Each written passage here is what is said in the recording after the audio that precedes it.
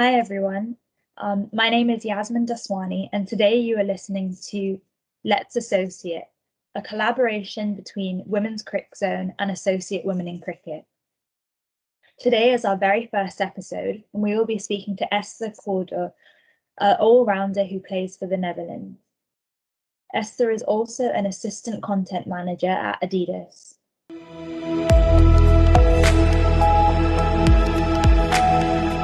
Thanks.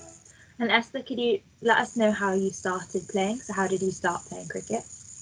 Yeah, I think like a lot of people here in the Netherlands, a lot of us played because one of our relatives or family played cricket. So for me personally, I'm half Australian, half Dutch. My dad is English Australian, so I was born in Amsterdam, but then lived in Australia for 7 years. So I think that's where my cricket roots started. But mainly from my dad's side on the from the English country. My whole family played cricket, and that's how I got into cricket here. So when we moved back here when I was 8, that's when I started playing here in the Netherlands. So I've never actually played cricket in Australia other than a tour that we've done there. But so that's how I got into cricket. And were you more of a batsman growing up or a bowler or an all-rounder? Very much a bowler, actually. I got into bowling very quickly, actually. I think when I was very young, I attempted wicket keeping, but that was not a success. So quit that very early on, and then really developed myself as a bowler. And I think over the past 2 years, also been working really hard on batting, and I think I've been very much enjoying that over the past few games as well. So especially with club cricket, really trying to combine both the bowling and batting. Yeah, so I mean, tell us a bit about. So you said you mentioned the last two games that you did quite well. So yeah, I saw that you top scored in the game on Thursday. So can you just talk me through? So what is the tournament? Yeah, sure. Sure. Well, what we have at the moment is we have the hoofdklasse here in the Netherlands. We've got 5 teams competing, which is a 40 over competition, which is really, really great because I think we all very much enjoy the longer format of the game. It really gives you the opportunity to give yourself some time to score runs. So for 2 games, I actually score one game 20 and one game 18, which I don't score a lot of runs normally. So I was very pleased, and it was really good. I think 40 overs suited me very well in allowing myself a lot of time to get in and to see the ball and to then also score some runs. So I think that's really good. I think the longer format suits my batting style a lot better. Um, so was able to score some runs as well. So I think the batting has been really good. A lot of the girls have been working very, very hard on the batting. So in the same game, Babette Lede scored a 97, which was really, really, really good to see. I think everyone enjoys within the Netherlands if other players are doing well as well. So yeah, really good to see. And so how many teams are there in the tournament? Um, what's the structure of it? Is it a knockout game or is it a round robin tournament? Is it just two teams? Yeah, no, it's 5 teams competing. At the moment, we play each other 2 times. Yeah, do I say that correctly? Yes, we do. So each team plays each other twice, and then so no knockout rounds or anything like that. It's just the team scoring the most points. So a win is 4 points. And a tie is 1 point. So that's where it gets interesting because we've got a lot of rain here in the Netherlands. So some teams have been unfortunate that to just take away the 1 point. So it will definitely get really exciting at the end. I think this format is really good because we have a lot less teams competing at the moment. All teams are really equally strong, I would say, comparing to maybe some other years where the level has been very much different, not equal. And this year we can really see because some of the players who didn't get the opportunity to play with their team because they didn't have enough people to participate, which is a shame. So we can see that some of the teams that now have some really strong players, so making the playing field a lot more equal and the games being a lot more exciting. So I think that's that's so good for the Dutch cricket. I think it's a shame that it's only 5 teams. It would be so good if we can get more teams for sure. But having five teams is already really good, and having really exciting games is so good. So really happy. And you mentioned that there are a lot of young players coming through. So can you name a few? Who do you think's the new upcoming talent for the Netherlands?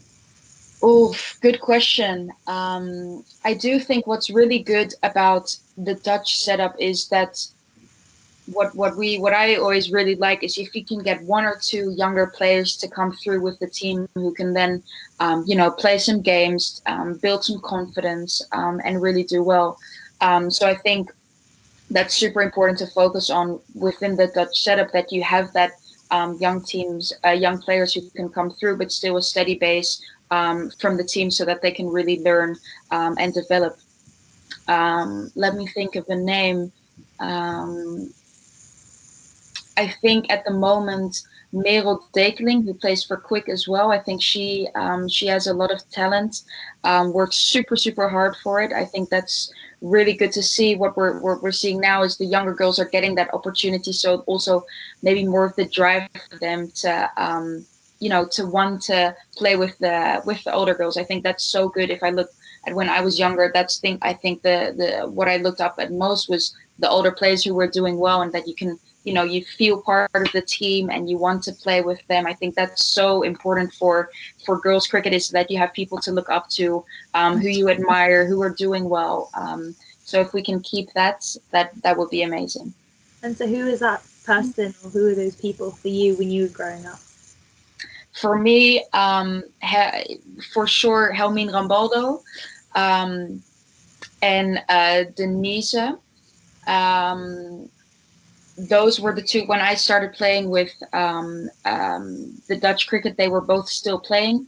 Denise was still captain, and just the drive, the effort, the way they played cricket, I just very much admired and really looked up to them. I still play with Helmine at the moment. Um, and I absolutely love it. Just the amount of knowledge that they have is always so interesting to hear. The way they look at the game, but also the tours that we have had together, I think are unforgettable. And so important for a team to have those older players who girls can really look up to. I think that's crucial to the game. Mm-hmm. No, definitely. Um, and so, what do you enjoy most about cricket? What do I enjoy most? Good question. I think it I've really thought about it over the past year, because I think it becomes much more difficult for girls when they start working full time and really have to juggle work with cricket, which takes up a lot of time. And I think that's really the moment that you realize how much you actually do love the game, because you put that time and effort to do it. I think the teammates who I've played with for so many years, the friendships that you have, the tours that are unforgettable, just the experience you have together is I think cricket is one of the sports that really brings that harmonized group together. But also yesterday we had a lot of rain, and you're waiting in the changing room, and just the vibe of, oh, it's raining, but still um, uh, just being together. I think that's so special. And then just the game itself is I love it. The mind game that you constantly play with yourself, with the batter, or with the bowler. It's an individual game, but still together, which I think really suits me. So yeah, just love the game. And so, what are the biggest challenges for you of being a semi-professional cricketer, and trying to compete at an international level? Yeah, good question. What I struggle with a lot of the time. For me, it's definitely combining work life with cricket life. So working full time, but still finding the time to train 4 times a week, and then having a game. I think that's really a balance, working together with the coach, but also with working, trying to find that balance. So I think at the moment, if there would be one thing that I could change in the Dutch cricket, is that we can get some contracted players, so that you can retain your older players, because at the moment we see that we lose those senior players once they get into the working life, and you can't balance that anymore. That we lose those people, which is a shame, of course, because that means you can't retain your team. So if there would be one thing I could change, that would be it. Yeah. Okay. And what are your goals for the year ahead? So we have, unfortunately, our qualifiers for the 50 overs got postponed again. We were going to play in Sri Lanka. That got postponed. So hopefully that can go ahead maybe this year, but you don't know with COVID. But we also have, with the Dutch team, a competition in Scotland in August, which will be really good. So hopefully we can get some.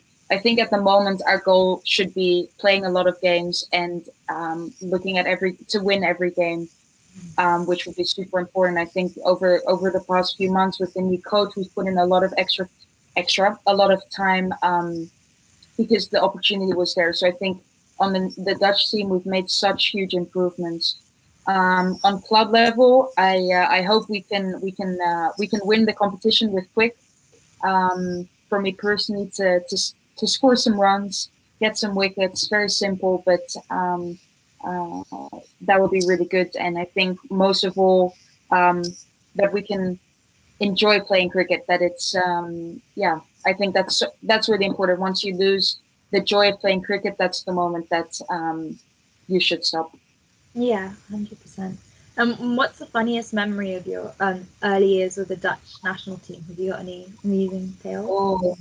Oh, I think I joined the national team quite young. I think one of my always good stories is when I joined the team, there were two Esther. So Esther de Lange was captain at the time.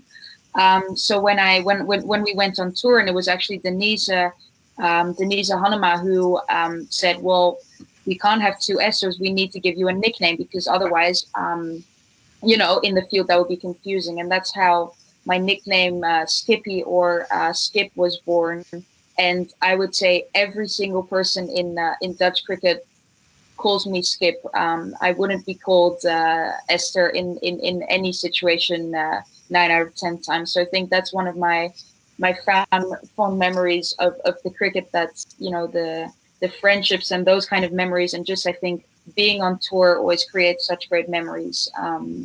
Yeah. So the Skip name has definitely has definitely stuck, and everyone still calls me that. So that's funny. Do you know where that came from? Partially because I joined really young, so bouncy and alive, and and from my Australian roots, so Skippy the kangaroo, and then it was shortened to Skip, and that's used still. Okay. Okay. Awesome. Well, thanks so much, Esther. I've got some rapid fire questions for you. So I'm just going to ask you several questions and just give me your first answer. Okay. So who is your sporting hero? Helmine and Denise. Most annoying teammate? Oof. That would be, if I with the national team, my own sister. Favorite holiday destination? Costa Rica. Nice. Best moment on a cricket field? Taking a wicket, and especially when I bowl a wicket. So taking the middle or off stump. It does feel good. Favorite meal? Sunday roast. Messiest teammate? Ooh, that's a good question. Maybe myself. A cricket record that you'd want to win or want to own? I think it would be absolutely amazing if with the Dutch team we can make it to a World Cup. If you had a superpower, what would you want it to be? Oof. Um, I think I would like to run super, super quick. And if you could be reborn as another female cricketer, past or present, who would you choose to be? I think it would be Elise Perry.